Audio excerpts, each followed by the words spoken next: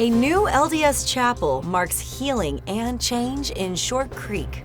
A new Utah Tech program gives incarcerated youth a second chance with education. And your local weather forecast coming up with highs, lows, and everything you need to know for the days ahead. You're watching St. George News at 5, brought to you by our studio sponsor, We Win Injury Law. Good afternoon, I'm Monica McLaughlin. A new Latter-day Saint chapel rising in Colorado City marks a powerful symbol of healing and inclusion in a town once controlled by a polygamous sect. This spiritual milestone signals a new era for Short Creek. Set against the rust-red cliffs near the Utah-Arizona border, a new Church of Jesus Christ of Latter-day Saints chapel is taking shape in Colorado City. It's the first built in the community by the mainstream church and marks a major shift in Short Creek's evolving spiritual landscape. The site will serve nearly 800 local members who currently travel 50 miles round trip to attend services. Faith leaders say the project is more than just convenience, it's about connection. The chapel is expected to open by early fall. Utah Tech University's innovative program is helping incarcerated youth earn college credits and transform their futures. Now the school is calling on the public to help expand its impact through scholarships and funding support.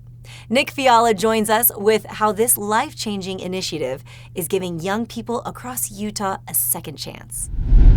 Staff at Utah Tech University have spent the last several years running its Higher Education for Incarcerated Youth program. Program Director Nathan Kaplan said the idea for the program came from an earlier part of his career. I used to be a professor at Snow College, and we did a lot of synchronous remote education, but it was through interactive video course. So I would teach a history class or an econ course, and it would be broadcast to a rural high school, say like Paiute High School or something, and the students would take the class there and they could interact with me. The thought came to my mind, we should do the same thing that we do for rural students. We should do the same things for kids who are in juvenile justice. Kaplan and at least 3 other key people spent 9 months getting the program approved. Along the way, they learned how much a program like this could improve an incarcerated young person's self-esteem.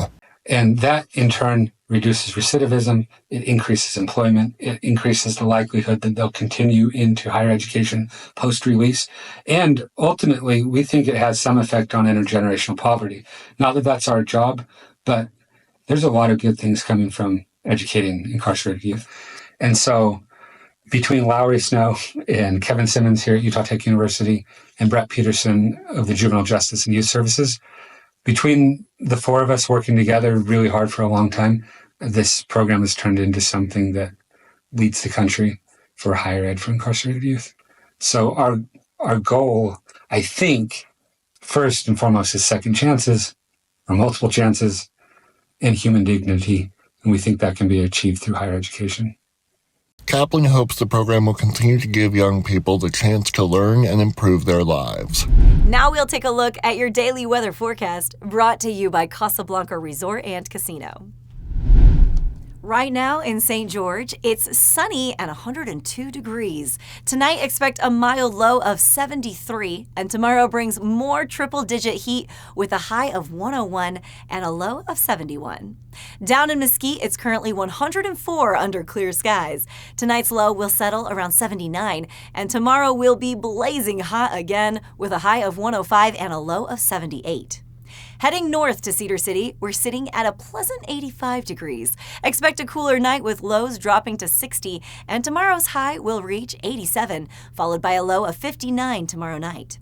Wherever you are, stay safe in the heat. Hydrate, use sunscreen, and avoid prolonged time in the sun during peak hours. After more than a year of closure due to a landslide threat, Zion National Park has reopened the Emerald Pools Bridge in a safer, relocated position, restoring access to one of the park's most beloved trails. Stephanie DeGraw is at Zion Lodge with how this $1.2 million project is preserving access for generations to come.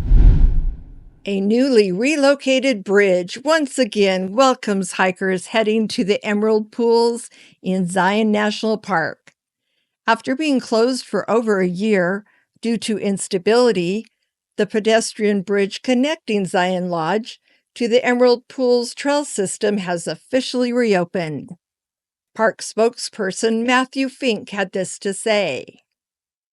The uniqueness of Zion National Park's geology and weather and pretty much everything about Zion is unique. And so when we were presented with this problem of the landslide in 2023 that, made us realize that we had to close this bridge, it really triggered an opportunity for us to move this bridge to a place that would be more stable and also be in the mindset of planning not only for the next 10 years, but the next 100 years, the next 200 years. Engineers shifted the structure 100 feet upstream. Malin Marshall, park engineering technician, had this to say. The Emerald Pools Bridge happens to be placed in an area with some earth movement. And because of that movement, the abutments, which are the concrete structures buried underneath the bridge that holds it in place, they've moved just enough that they were damaged and damaged that connection point. The $1.2 million project was funded by visitor entrance and recreation fees. Thanks, Stephanie. Now we'll head over to Sheldon and Amy for your favorite weekend adventure guide.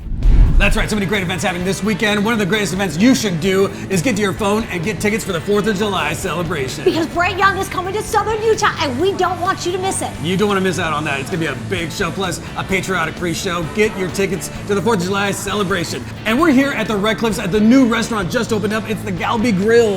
Date night here this weekend. It's going to be perfect. Come check it out. But speaking of this weekend, some great live music. The Bumbleberry Theater's got some live music this weekend. The Mighty Steelheads is playing up there. You got to go check it out. And also this weekend, Casapalooza is back at the Casablanca. Yeah, they're playing Jay Dead, a great show. It's a free show, 21 and older. Get and dive into the pool. There's some great music. Casapalooza, my favorite. And for a full list of events, see our TGI listing on stgeorgenews.com. Now back to you in the studio. Yeah. Thank you for watching St. George News at 5. To learn more about our studio sponsor, We Win Injury Law, go to wewininjurylaw.com. I'm Monica McLaughlin with St. George News, your #1 source for local news. This has been St. George News at 5, brought to you by We Win Injury Law.